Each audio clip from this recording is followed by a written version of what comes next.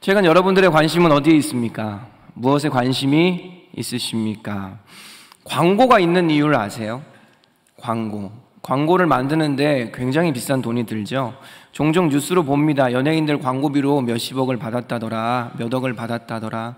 왜냐하면 사람들이 그렇게 창의적이지 않답니다. 생각보다 우리는 창의적이지 않아서 우리의 관심사의 80% 정도가 보고 듣는 것에서 온답니다. 그래서 사실 나 나이키 운동화 필요 없었는데 이렇게 막 브랜드를 얘기해도 되는지 모르겠습니다. 광고를 보니까 그거 없으면 못 살 것 같고 막 그거 있어 행복할 것 같고, 그게 우리가 보고 듣는 것에서 우리의 관심사가 창조되기 때문이랍니다. 최근에 메타라는 기업 아시죠? 페이스북이랑 인스타그램 하고 있는 메타에서 레이벤이라는 그 안경회사랑 협업을 했어요. 그래서 AI가 탑재된 글라스를 만들었습니다. 그래서 굉장히 혁신적이래요. 그런데 이게 앞으로 개발이 잘 되면 기가 막힌 게 뭐냐면 카메라가 달려 있어서 우리가 보는 걸 얘도 본다는 거예요. 지금은 알고리즘이 우리가 검색한 거를 추천해 주는데 조금 한 5년만 지나면 우리가 본 거를 추천해 준답니다. 그러면 기가 막히게 우리가 원하는 걸 바로바로 추천해 줄 수가 있답니다. 왜냐하면 우리가 보고 들은 것에서 우리의 관심사가 대부분 나오기 때문이죠. 관심사가 어디에 있는지는 신앙생활에서도 굉장히 중요합니다. 왜냐하면 마태복음 24장 38절 39절 말씀을 보면 이렇게 나와 있거든요. 같이 읽어볼까요? 홍수전에 노아가 방주에 들어가던 날까지 사람들이 먹고 마시고 장가들고 시집가고 있으면서 홍수가 나서 그들을 다 멸하기까지 깨닫지 못하였다. 그러니까 예수님이 노아의 때는 심판의 때거든요.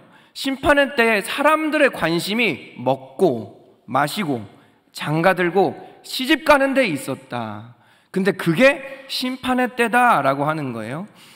참 할 말 많죠. 우리는 하나님 열심히 산 것뿐인데요, 그냥 내가 먹고 사는 것에 집중한 것뿐인데요, 그러니까 우리의 관심이, 근데 우리의 일상에 가 있을 때 하나님 그거 심판의 때였어 라고 얘기하는 겁니다. 왜냐하면 우리의 관심이 하나님의 마음에 가 있는 게 신앙생활에선 중요하기 때문입니다.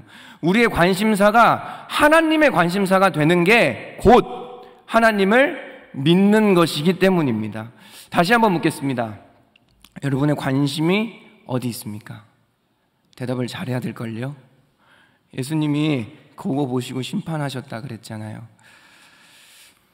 마침 오늘 본문에 보면 바리새인과 서기관이라고 하는 부류가 등장하는데 누구냐면 종교 지도자들이에요. 바리새인들은. 그리고 서기관은 종교 학자입니다. 성경을 연구했던.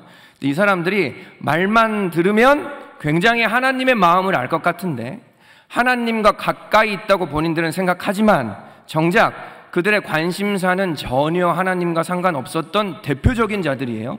근데 그런 자들에게 예수님이 야, 내 마음은 여기 있어, 내 관심은 여기 있어 라고 얘기해 주시는 게 오늘 본문입니다. 그래서 오늘 본문을 통해서 그럼 우리 믿는 자들의 마음은 어디 있어야 될까?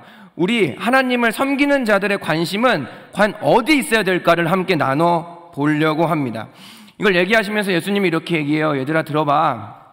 바리새인과 서기관들이 막 수군수군거리고 불평하고 비방하니까 들어봐 이렇게 얘기하면서 이 비유로 이야기하셨다라고 이야기하거든요. 그래서 세 가지 비유가 나옵니다.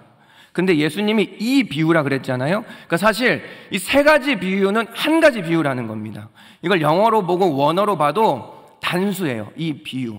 그러니까 이 세 가지 비유, 앞으로 나오는 양 비유, 동전 비유, 아들 비유, 이 세 가지 비유가 나오는데요, 이 세 가지 비유를 통해서 결국 하나님이 한 가지 얘기를 하고 싶다, 그리고 세 가지 비유가 합쳐져서 한 가지 비유가 된다라는 걸 알 수 있습니다. 첫 번째는 이런 양 비유가 나옵니다. 들어보셨는지 모르겠어요. 이런 얘기입니다. 양이 100마리가 있었대요. 그런데 이 목자가 얼마나 좋은 목자냐면 99마리가 있는데 한 마리가 안 보이는 거예요. 목자는 모든 양의 이름을 다 알고 있는 거 아시죠? 다큐멘터리 이런 거 보시면 우린 다 똑같이 생겼는데 목자는 양을 다 구별합니다. 몇천 마리가 있든지 간에. 그러니까 목자겠죠. 그래서 이 양이 한 마리가 없어진 거예요. 찾으러 갑니다. 그러니까 이게 잃은 양 비유예요. 여기서 예수님께서 얘기하고 싶은 건 뭐냐면 하나님의 마음은 잃은 자에게 가 있다는 겁니다. 하나님의 마음이 어디가 있다고요? 잃은 자.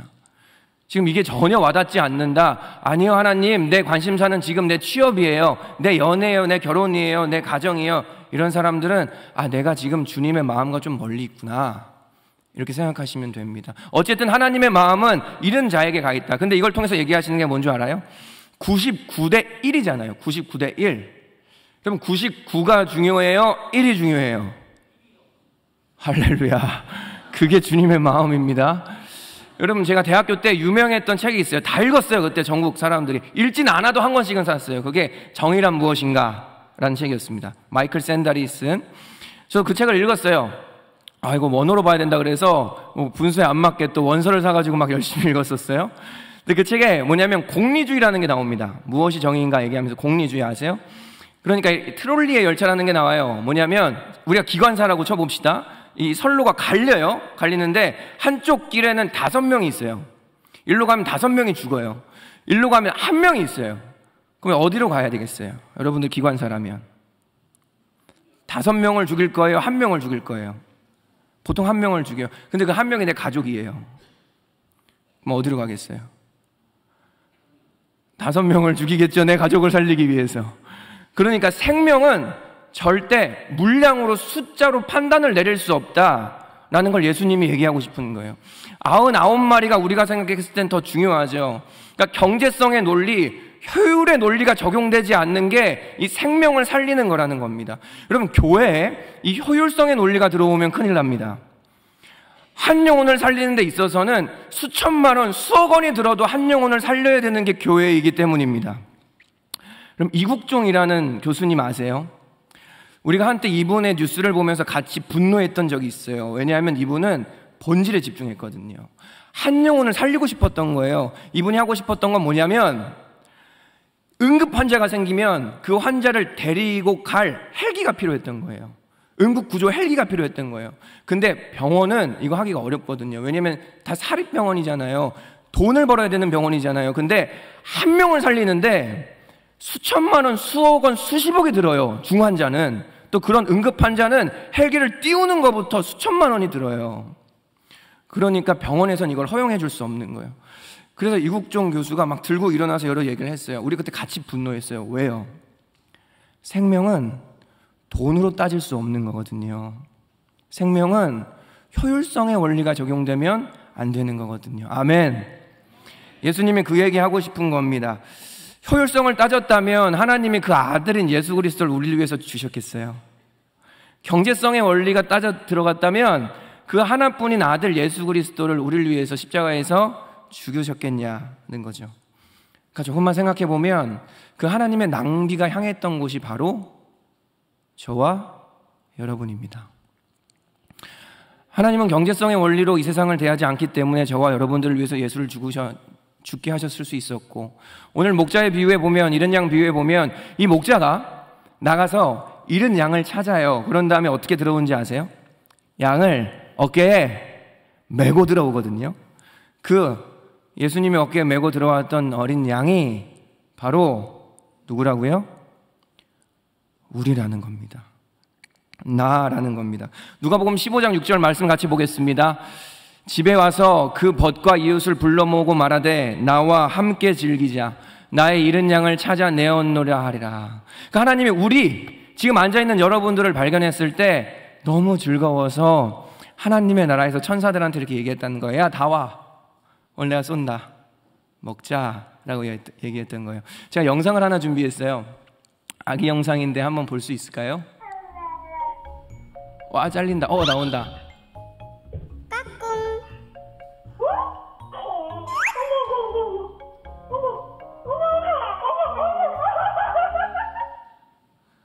귀엽죠? 제가 이걸 왜 보여드렸냐면 이게 우리를 대하는 하나님의 태도라는 거예요.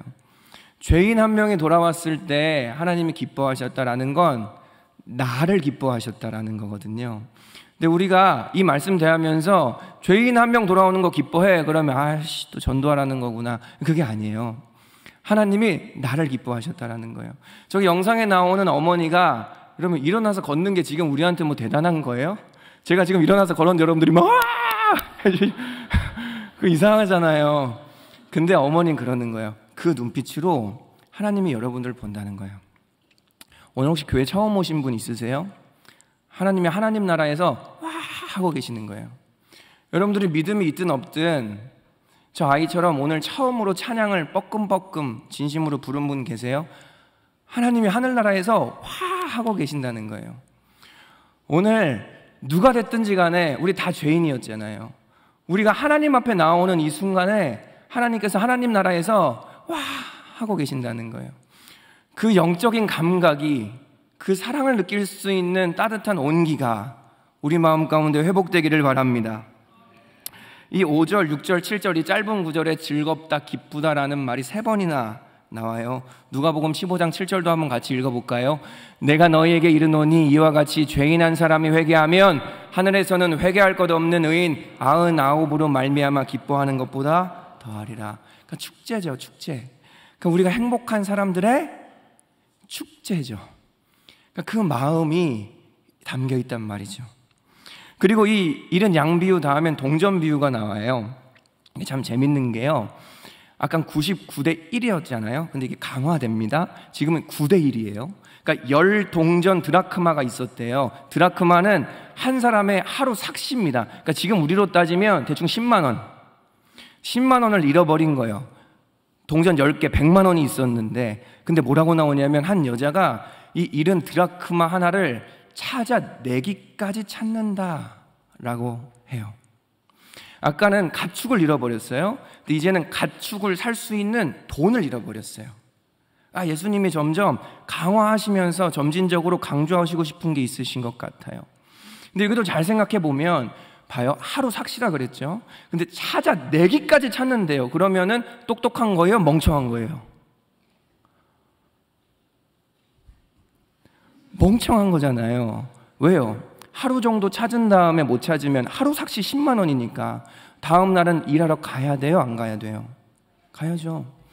3일 만에 찾았어요? 그럼 30만 원 손해보는 거예요. 그러니까 하루 정도 찾다가 못 찾으면 다음 날 일하러 가야 되는 게 맞는데 예수님은 찾아내기까지 찾는다는 겁니다. 뭐가 나와 있어요? 하나님의 마음은 어디 있대요?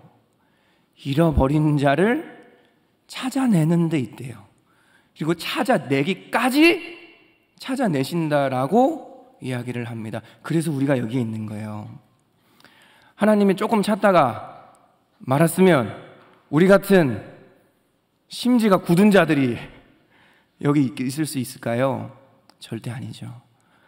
하나님은 찾아내기까지 찾으시는 분이신 줄 믿습니다. 그 하나님의 사랑이 저와 여러분에게 있는 거예요. 여러분의 마음은 어떠세요?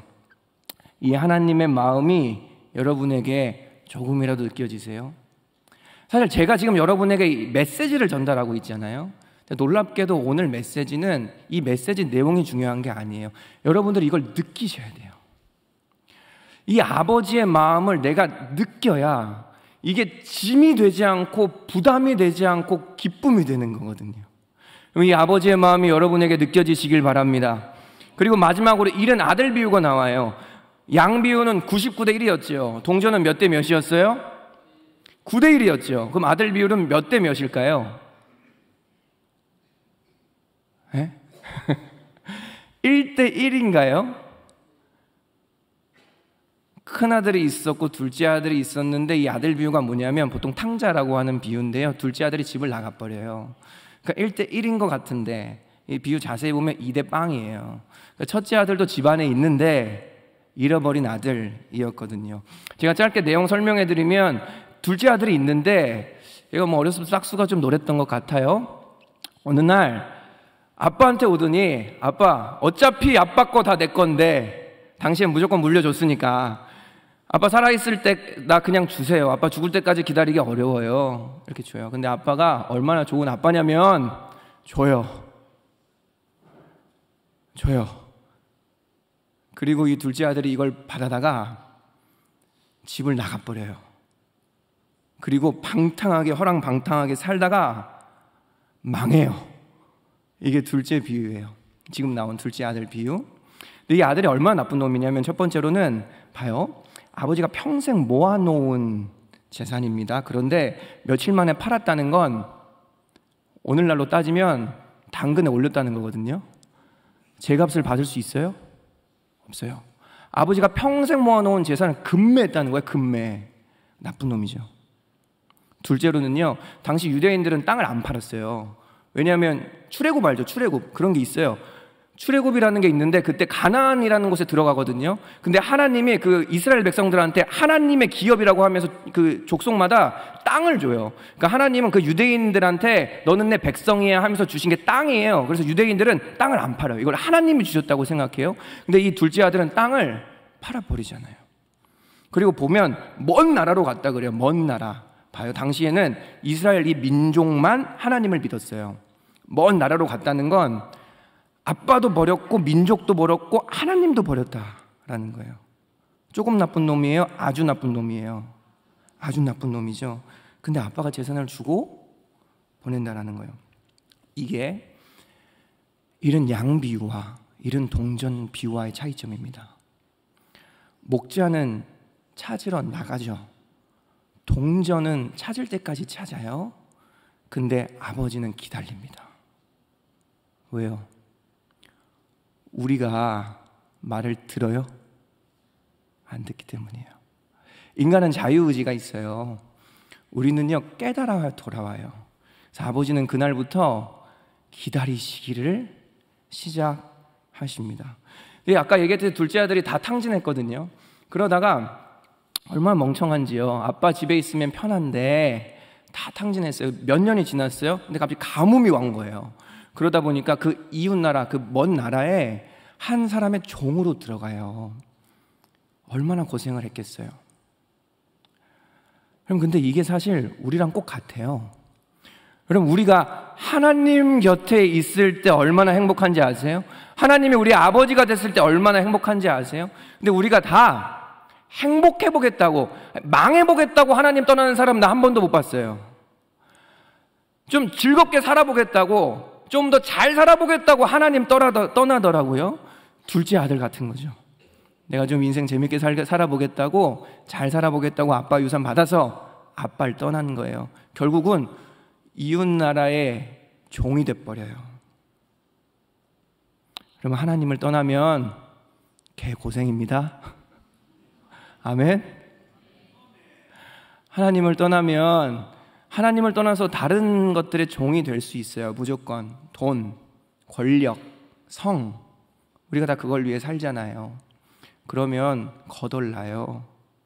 근데 우리는 그래야 깨닫곤 하죠. 둘째 아들도 그랬어요. 그래서 깨달았어요. 그래서 고민을 하다가, 염치가 없잖아요. 둘째 아들도 사람인데. 그래서 고민하다가 멘트까지 연습을 합니다. 아빠한테 돌아가야 되는데 뭐라고 얘기해야 받아줄까? 그러다 이렇게 멘트를 연습해요. 아빠한테 일단 가자. 그리고 아빠 죄송합니다. 제가 하늘과 아버지에게 큰 죄를 범했습니다. 나를 아들이 아니라 종으로라도 삼아 주세요. 라는 멘트를 수없이 연습을 했겠죠. 그런 다음에 아버지를 찾으러 갑니다. 고향으로 돌아갑니다. 이 아들의 꼴이 어땠을까요? 여러분 그림 하나 준비했는데 볼까요? 이 렘브란트라는 화가가 그린 탕자의 귀환이라는 거예요. 자세히 보면 저 아들을 봐요. 일단 머리가 빡빡이에요. 그리고 옷이 엄청 허름하죠. 그 신발도 보시면 눈 크게 뜨고 보셔야 돼요. 그러면 다 막 벗겨졌어요. 한쪽 신발은 막 벗겨져 있고 구멍 뚫려 있어요. 그지가 돼서 돌아왔다는 거예요. 근데 여러분 이 아버지의 사랑이 놀라운 게 뭔지 아세요? 오늘 본문을 보면 아들이 아버지를 먼저 발견할까요? 아버지가 아들을 먼저 발견할까요? 그게 하나님의 사랑이라는 거예요. 그럼 제가 노숙자로 1년 정도 살다가 한성교회 앞에 딱 나타나면 여러분 나 알아볼 것 같아요? 뭐야 이 그지 새끼는 막 이러지 않을까? 아 그래도 주님의 마음으로 품어야지 어떻게 오셨어요? 막 이러지 않을까요? 근데 아까 저 꼴을 봐요. 아버지는 평소처럼 입고 있었을걸요? 아버지는 아들이 아는 모양으로 입고 있었을 거예요. 아버지가 장발을 했다 갑자기 모이칸을 하고 막 그러지 않았을 거 아니에요. 그럼 당연히 아들이 아버지를 먼저 알아봐야 되는데 아버지가 아들을 먼저 알아본다는 거예요. 여러분 하나님이 우리를 먼저 알아보신 줄 믿습니다. 하나님이 우리를 먼저 찾아내셨습니다. 그게 아버지의 사랑이에요. 근데 그뿐만이 아니에요. 둘째 아들이 멘트를 시작하거든요. 아까 준비했던 멘트. 아버지여, 제가 죄인입니다. 하늘과 아버지에게 죄를 범했으니까 까지만 했는데 갑자기 아버지가 끼어듭니다. 그리고 야, 새 옷 가져와. 이렇게 되는 거예요. 아직 중요한 말, 내가 종으로 살겠습니다라는 말도 안 했는데 아버지가 갑자기 종들한테 새 옷 가져와, 반지 가져와, 신발 가져와, 그리고 갑자기 옷을 입혀주기 시작하는 거예요. 그 아들을 끌어안고 막 기뻐하기 시작해요. 그런 다음에 송아지도 잡자 이러는 거예요. 한번 또 우리가 생각해 봅시다. 나중에 우리가 자녀를 낳았어요. 지난주 담임 목사님이 부모와 자녀의 관계를 했는데 이상한 놈이 한 명이 태어난 거예요. 그래서 양쪽 부모 다 안 닮은, 우린 모범적인 사람들이니까. 그래서 그 이상한 놈이 집을 나갔어요. 근데 나갈 때 그냥 나간 게 아니고 보니까 내 통장 비밀번호, 내 투자한 것들 다 비밀번호를 알아가지고 그걸 다 가지고 도망간 거예요. 그것도 뒤집어지는데 우리 명의로 빚을 졌어. 그리고 유흥업소 다니고 막 도박하고 마약을 하고 그러다가 연락이 두절된 거예요. 감정이입을 해보세요. 여러분 상황이에요. 그런 놈을 낳은 거예요. 한 2년 3년이 지나갔어요. 죽었나 살았나 잊고 살고 있는데 갑자기 어느 날 집에 톡톡톡 소리가 들려요. 그래서 문을 열고 나갔는데 이 아들이 고개를 푹 숙이고 이렇게 있는 거예요. 여러분 어떻게 하시겠어요? 하나님 아버지는 이 아들을 보고 끌어안고 울고 씻겨주고 옷 갈아입히고 마을 사람들 친척들을 다 모아서 파티를 했대요. 근데 여러분들 실제로 여러분들 상황이면 어떡하겠어요? 전 상상을 해봤거든요. 아버지니까 받아줄 순 있겠지. 근데 조져놨을 것 같아요. 하나님은 우리랑 같지 않은 거예요. 하나님의 사랑은 우리가 상상할 수가 없는 거예요. 그러니까 하나님이 비유로 말씀하신 거예요. 못 알아들으니까. 그 사랑이 우리에게 임하는 줄 믿습니다. 이게 하나님의 사랑이거든요. 그런데 문제가 있어요. 바로 첫째 아들이에요. 둘째 아들이 들어오니까 첫째 아들에게 문제가 생기네요. 교회에도 그럴 때가 있는 거 아세요? 전도하자, 잃어버린 영혼을 좀 찾자, 우리 새 가족들 좀 챙기자 이러면 기존에 있던 신자들이 나갈 때가 있어요. 나 하나 좀 돌보지, 나 하나 좀 챙기지, 이럴 때가 있단 말이죠. 오늘 첫째 아들이요, 밭에서 일하다가 돌아왔는데 집에서 갑자기 풍악 소리가 나는 거예요. 노래 소리가 나는 거예요. 이게 뭐야? 왜냐면 아버지가 둘째 아들 나가고 계속 집안이 분위기가 거의 뭐 제삿날이었거든요. 맨날이 막 우울하고 그랬을 거 아니에요. 근데 갑자기 노래 소리가 나니까 이게 뭐야 알았더니 종이 나와서 뭐라 그러냐면 당신의 동생이 들어와서 당신의 아버지가 잔치를 벌이고 있습니다 이러는 거예요. 봐요, 굉장히 관계적인 말을 합니다. 당신의 동생, 뭔가 의미심장하지 않아요? 근데 첫째 아들이 이 얘기를 듣자마자 성이 나요. 분노를 하기 시작해요. 그래서 집에 안 들어갑니다. 보세요, 둘째 아들이 들어오자마자 첫째 아들이 나가요. 제가 신앙생활 하면서 또 사역하면서 이런 얘기 종종, 이런 상황 종종 봐요. 그래서 어떻게 하냐면 아버지가요 또 나와요. 잔치를 벌이시다가, 그러니까 둘째 아들을 기다리시면서 매일 집 밖에서 아들을 기다리던 아버지가 둘째 아들이 와서 오랜만에 집 안에서 편하게 누리고 맛있는 거 먹고 계신데 첫째 아들이 또 안 들어오니까 첫째 아들을 설득하러 나오시는 거예요. 이게 우리 하나님 아버지세요. 그리고 첫째 아들과 대화가 시작되죠. 설득하시는 거예요, 설득. 교회에서도 그럴 때가 있는 거 아시죠? 부자 되세요 이러면 설득 필요 없는데 전도합시다 이러면 설득이 필요하거든요. 그래서 오늘 제가 설교하는 거예요. 설득하려고.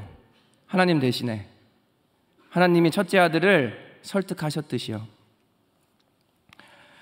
첫째 아들이 분노했어요. 어딘가 불편했던 거죠. 그리고 아버지가 들어와서 권해요. 야, 이러지 말아라, 집에 들어가자 이러니까 첫째 아들이 화나서 이렇게 얘기해요. 누가복음 15장 29절 보시겠어요? 아버지께 대답하여 이르되, 일단 화가 나 있습니다. 내가 여러 해 아버지를 섬겨 명을 어김이 없거늘 내게는 염소 새끼라도 주어 나와 내 밭으로 즐기게 하신 일이 없다. 화가 잔뜩 나 있어요. 그런데 곰곰이 보잖아요. 뭔가 이상해요. 그러니까 아버지와 아들의 관계라기에는 대답이 이상한 거예요. 뭐라고 하냐면 내가 아버지의 명을 지켜 이렇게 열심히 섬겼거늘, 그러니까 내가 이렇게 뭐 빠지게 이렇게 맨날 아버지의 말 따라서 일하고 있는데 어떻게 아버지 저 창녀랑 놀아놨던 둘째 아들을 위해서 웃으면서 즐거워할 수가 있냐는 거예요. 쉽게 말하면 나 아빠 시킨 대로 살았다. 나 아빠가 하라는 대로 살았다. 우리로 따지면 나 주일 예배 안 빠졌다. 나 헌금했다. 나 심지어 봉사도 했다. 근데 내 인생은 책임져 주지도 않으면서 왜 자꾸 전도하라고 하냐고 하나님한테 따진다라는 거예요. 그럼 이거 아버지와 아들의 관계가 아니고요, 종과 사장님의 관계입니다. 더 나아가서 이 첫째 아들의 문제는 한번 따라해 볼까요? 자녀의 마음이 아니라 고아의 마음을 가졌다. 이게 첫째 아들의 실패예요. 첫째 아들은 자녀의 마음이 아니라 고아의 마음이 있었어요. 여러분, 첫째 아들의 마음이 사실 이해되지 않아요? 사실 아버지의 기쁨이 더 이해 안 되지 않아요? 첫째 아들이 힘들었거든요. 첫째 아들 벅찼거든요. 둘째 동생 나가서 이제 집안에 남자가 자기밖에 없는데 애써야 되잖아요. 그러니까 아버지를 위해 한답시고 열심히 한 거거든요. 그러니까 벅차죠. 힘들죠. 왜? 내 인생 내가 책임져야 되니까.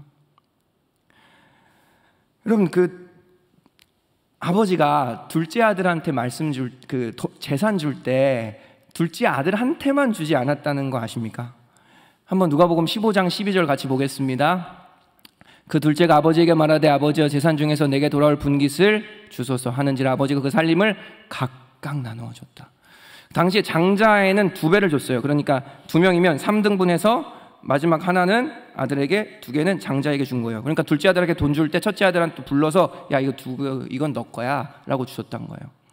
그러니까 이 첫째 아들이 둘째 동생이 나가고 나서 책임감이 생겼을 거예요. 다 내 거니까, 내가 열심히 해야 되니까, 내가 애써야 되니까, 우리 집 망하면 안 되니까.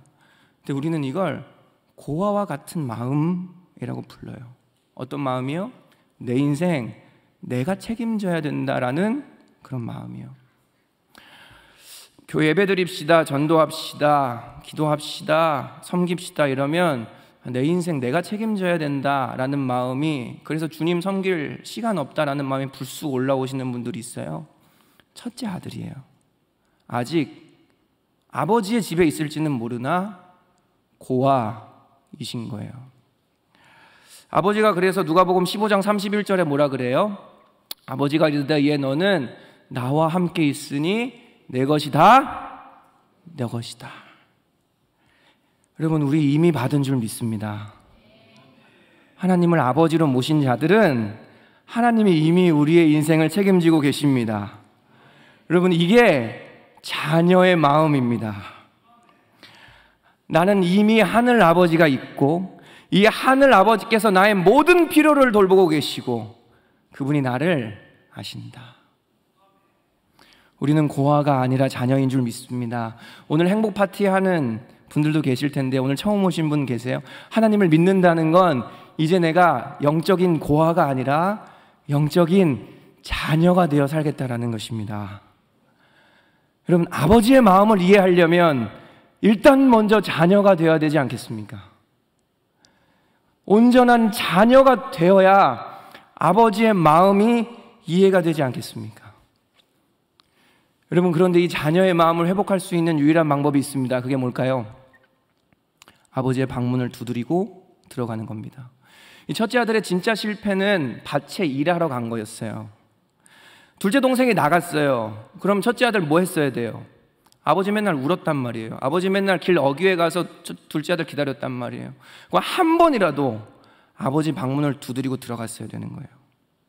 밭에 나가서 일할 게 아니라 방문 두드리고 들어가서 우는 아버지와 마음을 한 번이라도 나눴어야 되는 거예요. 그럼 아버지가 얘기했겠죠. 자기 마음이 어떤지. 또 내가 첫째 아들인 너를 얼마나 사랑하는지, 그리고 내가 지금 첫째 아들로서 밭에 가서 내 인생 책임지려고 불안에 떨며 일할 게 아니라 아버지의 아들이자 내 동생인 둘째 아들을 찾아 나서야 된다는 것을 깨달았겠죠.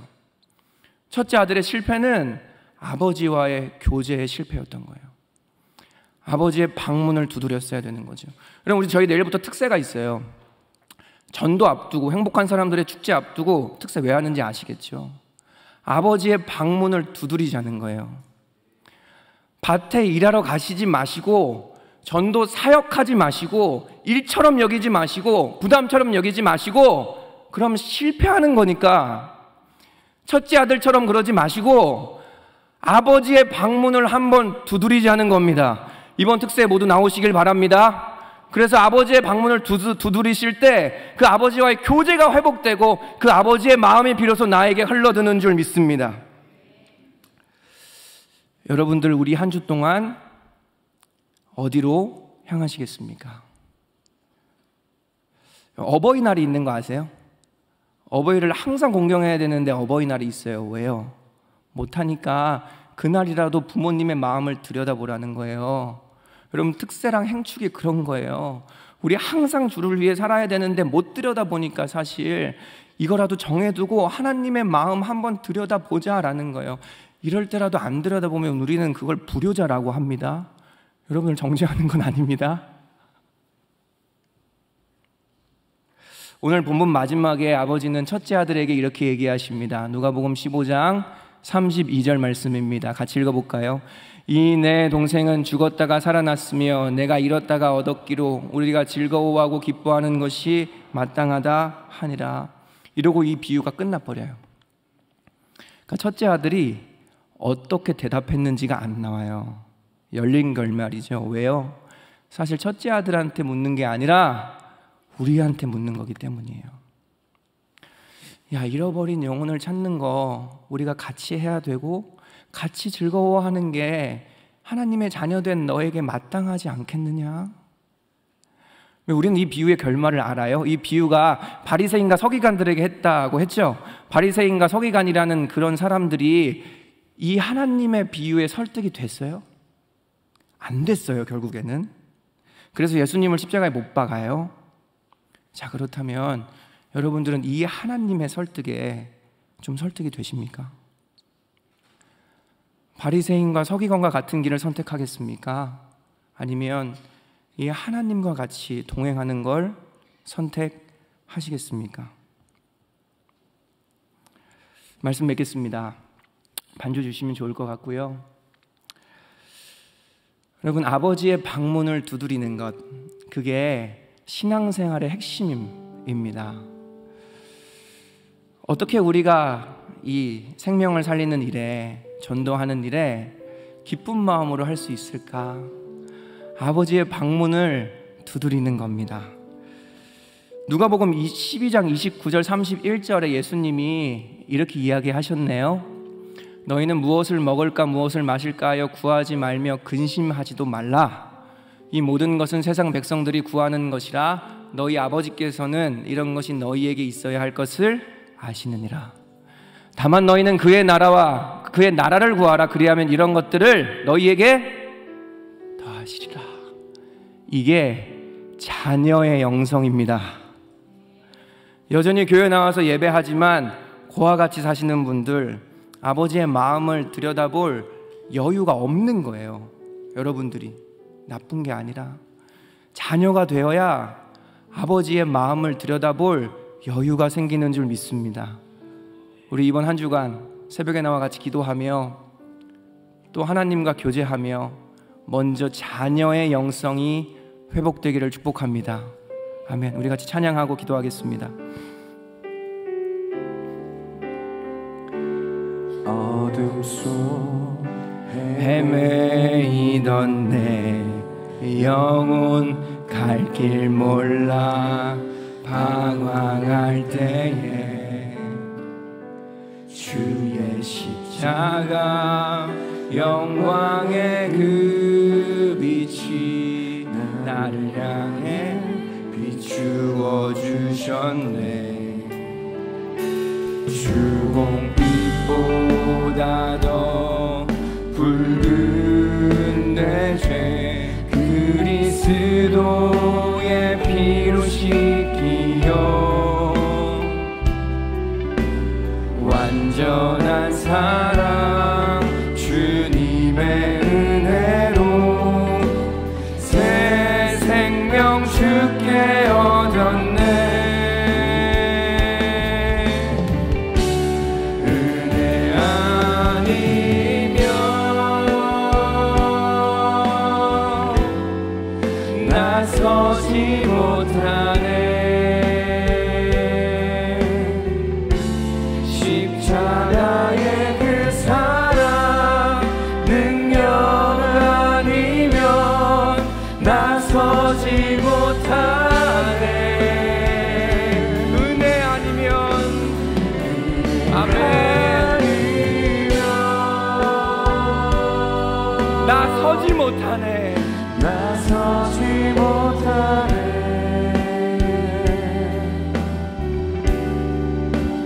놀라운 사랑 그대 아니면 나서. 우리 처음부터 한 번만 다시 가사 묵상하면서 불러봅시다. 어둠 속 헤매이던 내 영혼 갈 길 몰라 방황할 때에 주의 십자가 영광의 그 빛이 나를 향해 비추어 주셨네. 주홍빛보다 더 붉은 내 죄 그리스도의 피로 씻기어 완전한 사랑 주님의 은혜로 새 생명 주께 얻었네. 은혜 아니면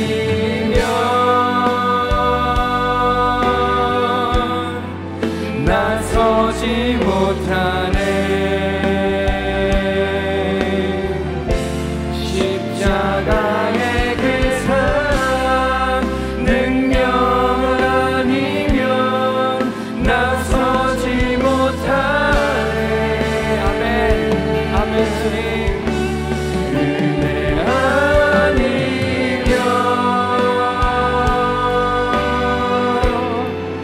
나서지 못하네. 놀라운 사랑 그대 아니면 나서지 못하네. 같이 기도합시다. 여러분, 우린 고아가 아닙니다.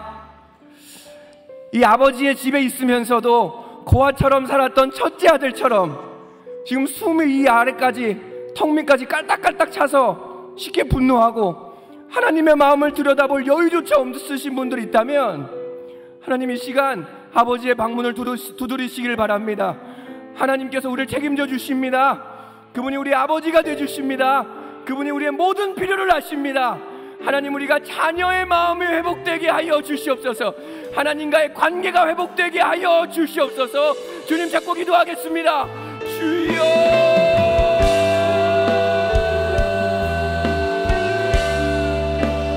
놀라운 사랑 그대 아니면 나서지 못하네. 하나님, 우리가 하나님을 섬기며 하나님을 예배하며 하나님을 찬양하며 여전히 첫째 아들처럼 고아와 같은 마음으로 살아갈 때가 있습니다. 하나님이 우리의 아버지가 이미 되셨음에도 불구하고, 하나님이 우리의 인생을 책임지심에도 불구하고, 우리가 여전히 고아처럼 내 인생 내가 책임지려고 아버지의 마음을 들여다볼 여유도 없이 아둥바둥 살아가는 우리의 마음이 있습니다. 하나님, 우리를 불쌍히 여겨주시옵소서. 이 잃어버린 자를 찾아가는 아버지의 마음, 하나님이 아버지의 마음을 우리에게 허락하여 주셔서 우리가 가장 먼저 이번 한 주 아버지의 방문을 두드리며 아버지에게 들어가 그 아버지와 교제하게 하여 주시옵소서. 사랑의 하나님 감사합니다. 은혜 아니면 나서지 못하네. 십자가의 그 사랑 능력 아니면 나서지 못하네. 은혜 아니면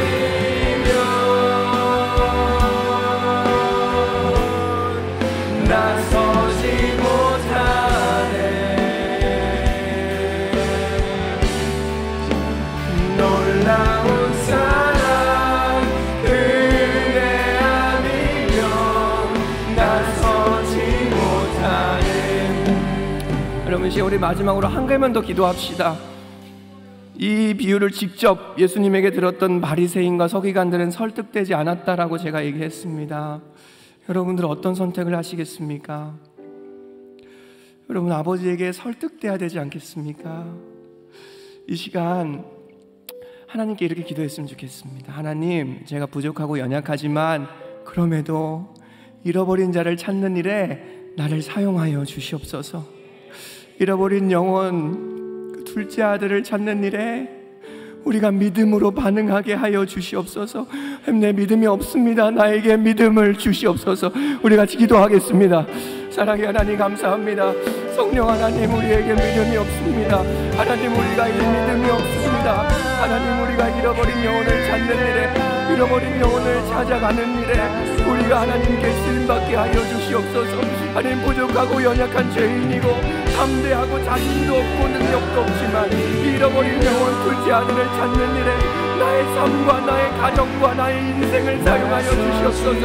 나의 목회가 이런 목회되게 하시고 나의 사역이 이런 사역되게 하셔서 잃어버린 영혼을 주님께 돌아오게 하며 잃어버린 자녀를 주님께 돌아오게 하는 일에 나의 삶과 나의 가정과 나의 모든 것이 향하게 하여 주시옵소서.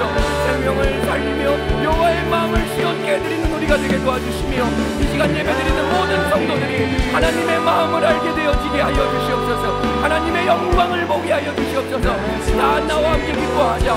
잃어버렸다가 다시 찾았고 죽었다가 다시 찾았기로 우리가 함께 즐거워하는 것이 마땅하지 아니하냐.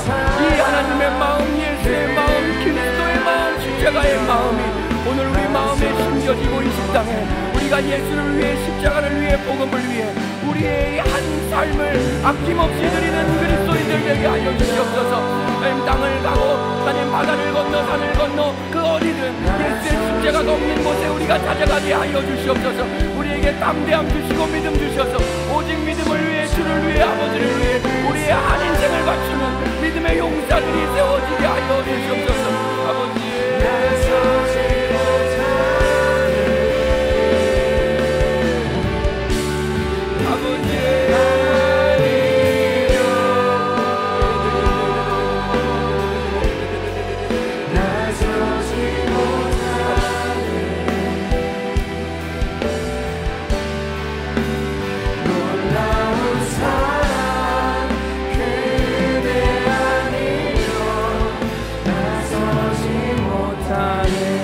은혜 아니면,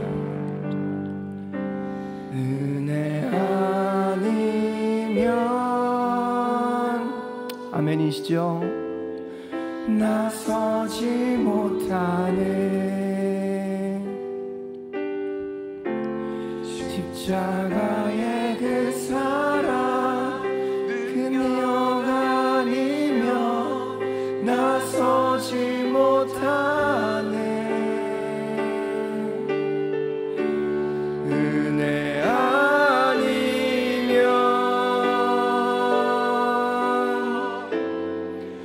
나서지 못하네. 놀라운 사랑 그네 아니면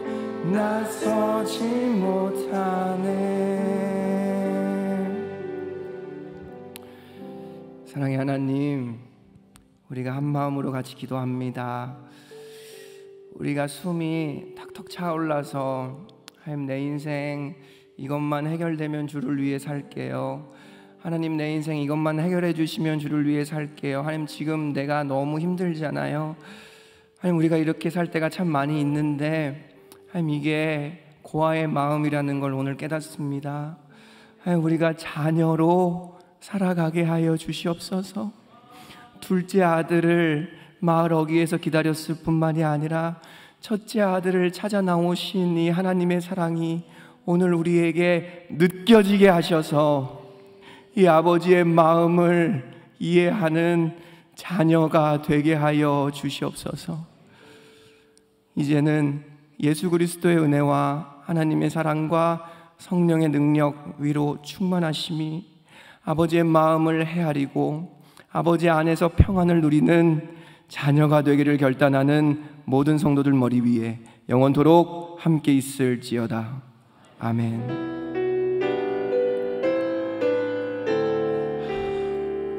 아멘. 감사합니다. 하나님께 영광의 박수 올려드립시다.